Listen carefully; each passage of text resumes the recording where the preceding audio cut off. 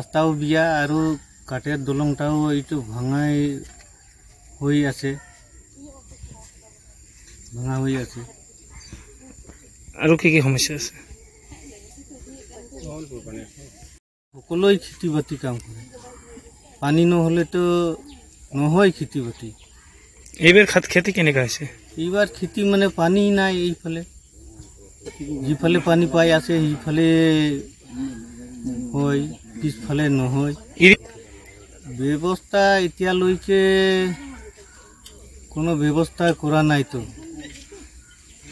কাঠের ব্রিজ আর এই রাস্তার পিছত আর এই মথারি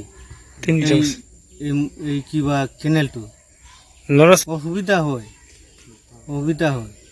বহুত অসুবিধা হয়। সোমাব নোৱাৰে তো, এইফালে কাঠের ব্রিজটো বিয়া ভাঙা হয়ে আছে। যদি লৈ যায় এই কাঠের ব্রিজ লৈকে, তার থেকে এম্বুলেন্স দিয়া লৈ যায়।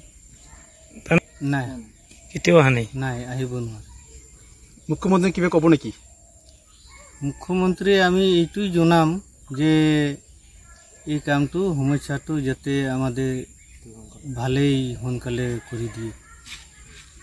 মুছাহাৰী ছাৰে আছিল বাৰী সমষ্টি কুচুগাঁও 6 নং সমষ্টি জনাইছিলো, কিন্তু এতিয়ালৈকে একো কৰা নাই আর কি। যার কারণে আমি অনুরোধ জানাইলো যে আজি রেউরুয়া সারক যে যাতে এইগুলা কামটো করে দিয়ে।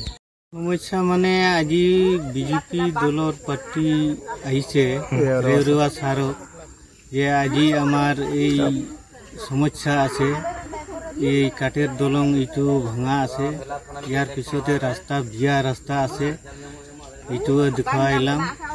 ইয়ার পিছতে আৰু এই যে কেনেল আছে, মথারি কেনেল আছে, এইটো মানে আগফালে পাই পিছফালে না পাই, মানে এইটো কথাটো ভাঙাই আছে আর কি।